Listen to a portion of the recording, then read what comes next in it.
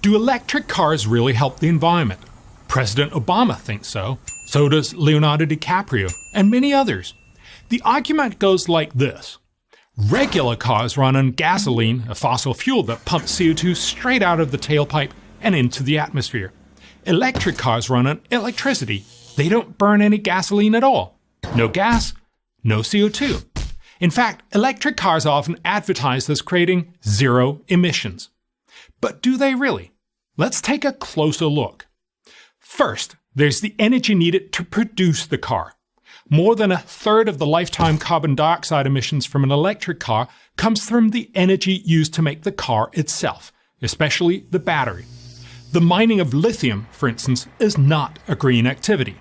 When an electric car rolls off the production line, it's already been responsible for more than 25,000 pounds of carbon dioxide emissions. The amount for making a conventional car, just 16,000 pounds. But that's not the end of the CO2 emissions.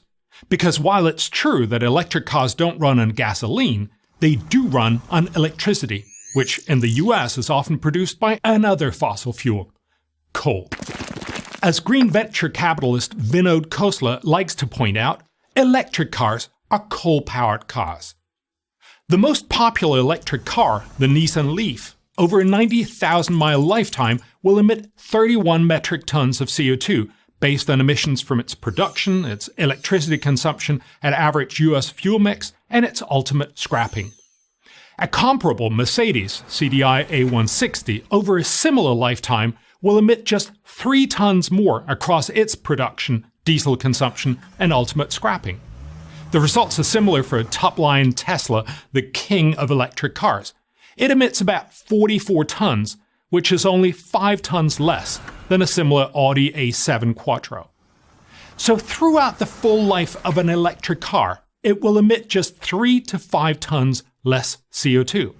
In Europe, on its European trading system, it currently costs $7 to cut 1 ton of CO2. So the entire climate benefit of an electric car is about $35. Yet the US federal government essentially provides electric car buyers with a subsidy of up to $7,500. Paying $7,500 for something you could get for $35 is a very poor deal. And that doesn't include the billions more in federal and state grants, loans, and tax write-offs that go directly to battery and electric car makers.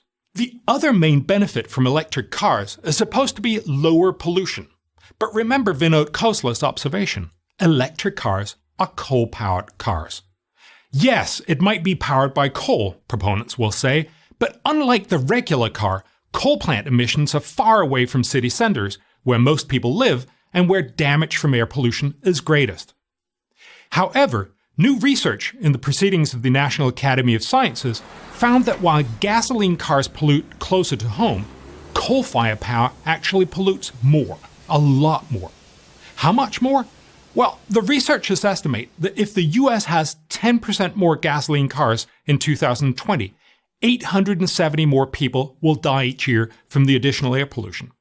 If the US has 10% more electric vehicles powered on the average US electricity mix, 1,617 more people will die every year from the extra pollution. Twice as many. But of course, electricity from renewables like solar and wind creates energy for electric cars without CO2. Won't the perceived rapid ramp-up of these renewables make future electric cars much cleaner? Unfortunately, this is mostly wishful thinking. Today, the US gets 14% of its electric power from renewables. In 25 years, Obama's Energy Information Administration estimates that number will have gone up just 3 percentage points to 17%.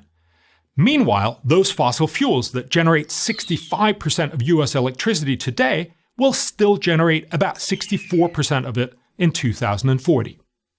While electric car owners may cruise around feeling virtuous, the reality is that the electric car cuts almost no CO2, costs taxpayers a fortune, and surprisingly generates more air pollution than traditional gasoline cars.